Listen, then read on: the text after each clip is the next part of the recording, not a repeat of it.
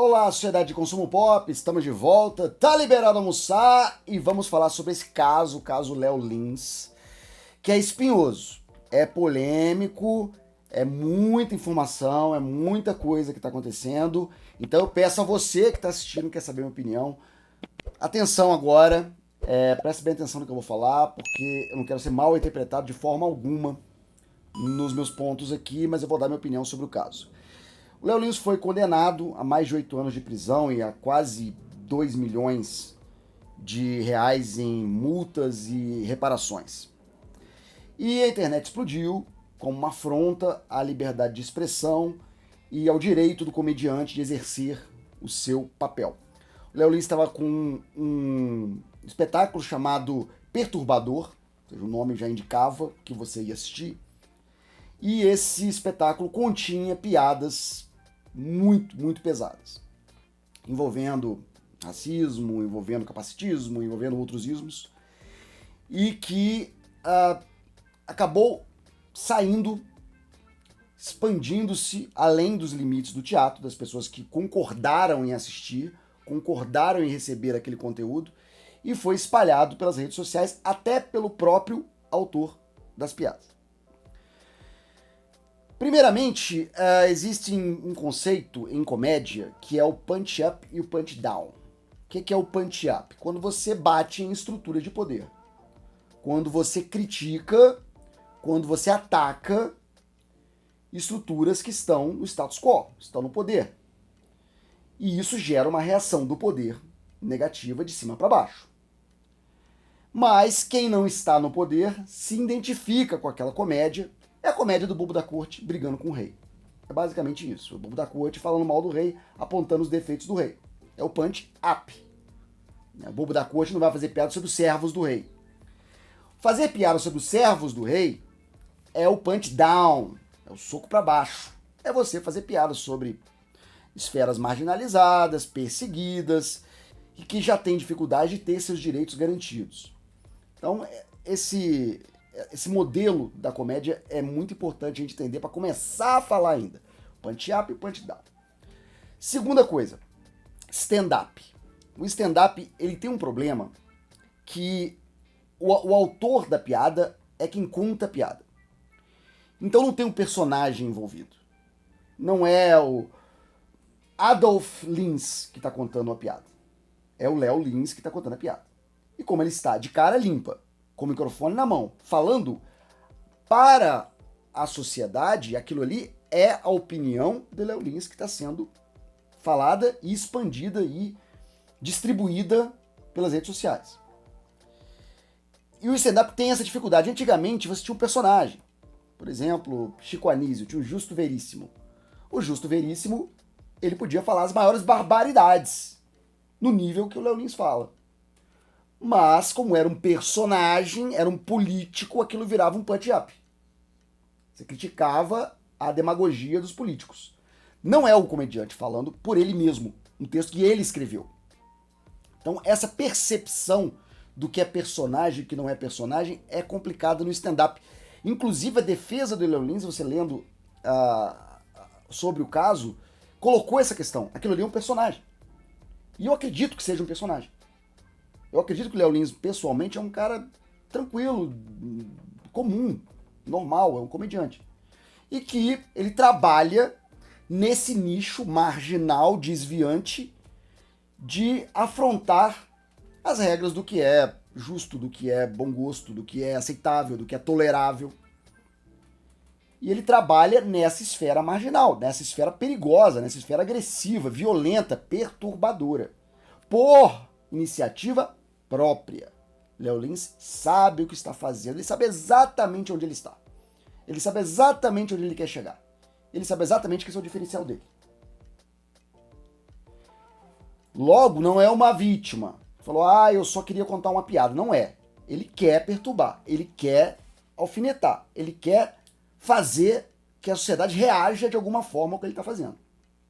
Porque, segundo o sociólogo Max Weber, a sociedade tem um acordo tácito do que é tolerável. Tácito significa que não há uma escrita sobre isso.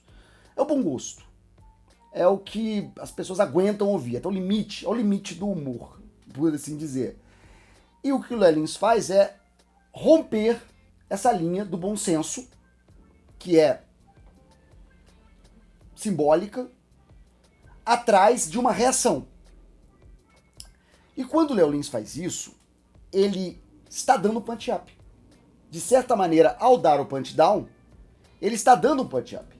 Ele está questionando valores da sociedade. Não que o Léo Lins seja racista, capacitista, transfóbico, nada disso. Ele faz essas piadas capacitistas, transfóbicas e racistas para perturbar o tecido social. Para romper com o padrão. Que são aqueles padrões que todo mundo aprende, que todo mundo segue, não sabe por quê, mas que orientam a sociedade para a harmonia. E ele está ali para desarmonizar, para questionar, para bagunçar a história. O que rolou no caso Léo Lins e na decisão judicial foi que existe a lei. E na regra da lei, na norma da lei, na letra da lei, como dizem, existem motivos que estão escritos, esse sim, para condenar Léo Lins.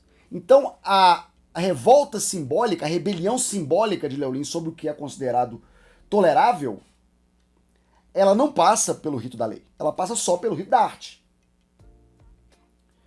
E como a lei protege quem não pode se defender, no caso, essas camadas marginalizadas que sofrem preconceito, que sofrem discriminação, uma coisa não colabora com a outra. E qual é a reação social? Colocar Léo Lins no seu devido lugar e mostrar para a sociedade como o sistema funciona. Que é uma coisa que eu vou puxar do Emile Durkheim, que é outro sociólogo. A reação social ela serve para reforçar essas regras de convivência, reforçando assim a coesão moral do grupo, da sociedade, e delimitar essa fronteira do que é normal e do que não é normal. E é por isso que a condenação de Léo Lins é tão alta. Porque a lei tem a função social de educar, de mostrar que aquilo ali é um comportamento desviante, marginal, que ele não será tolerado pela sociedade. Estou falando aqui de setores progressistas, de setores culturais, que também exercem poder e pressão sobre a posição de confronto do Léo Lins. Por muitas vezes o artista, na sua condição marginal e na sua atuação desviante, consegue até afrouxar essa pressão social e criar novos nichos de tolerância onde aquilo ali é aceitável. Tanto é que o Léo Lins trabalha com essas piadas, incitando nas pessoas, tem o seu público, incitando nas pessoas essa maldade intrínseca de fazer o que é proibido, de fazer o que não é tolerável, de fazer o que não é aceitável, de rir do desafio.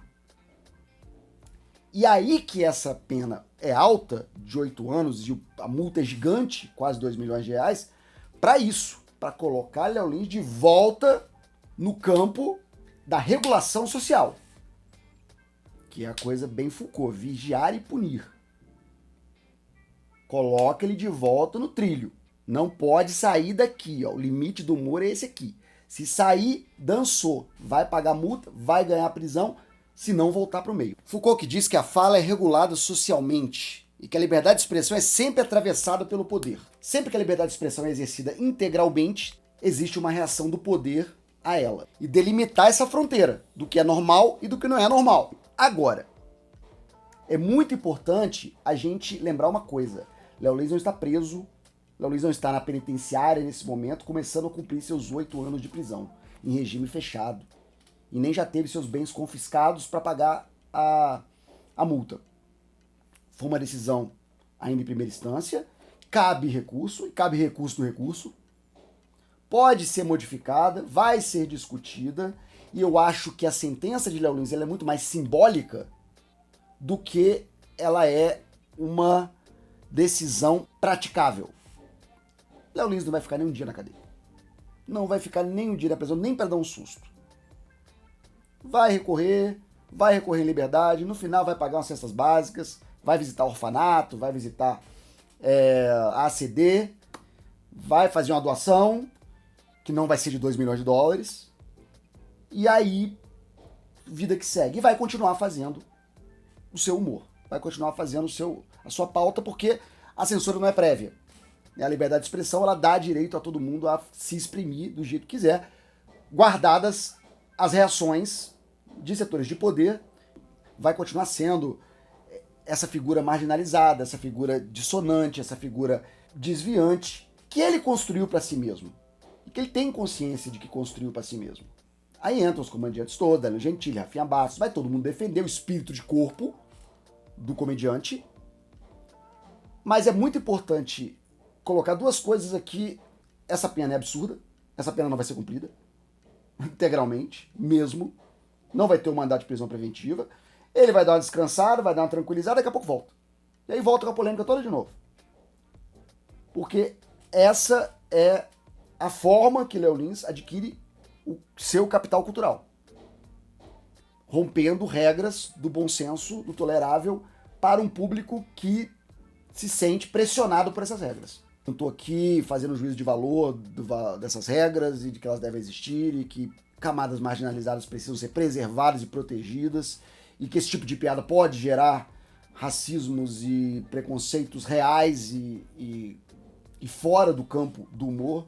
Não vou falar aqui de racismo simbólico, recreativo, mas essa é a minha opinião sobre o caso. O que o Léo Lins faz, ele não faz sem querer, ele faz sabendo onde ele quer chegar, sabendo os riscos que ele corre e o que ele vai colher disso aí. Vai ficar mais famoso, vai pagar uma multa lá, não vai preso, mas vai ter sempre essa pressão contra ele. Assim como ele pressiona de fora, vai ter a pressão de dentro. E é aí que se dá o jogo que o Léo Lins se dispõe a jogar. E que aqui gera esse monte de mídia grátis para ele, que faz ele virar um guru da liberdade de expressão. E tá no jogo. Tá no jogo, embora de forma a quebrar regras. Então é isso que eu queria conversar com vocês. Muito obrigado por assistir esse vídeo. Até mais, até breve, até já. Tchau. E esse foi mais um conteúdo do 4 Coisas. O canal tem pelo menos 3 vídeos todos os dias de segunda a domingo. Se você gostou, aqui vão mais algumas dicas para você assistir. Não esquece de deixar o like, um comentário, se inscrever se você ainda não é inscrito e ativar o sininho para novas notificações. Muito obrigado, até a próxima.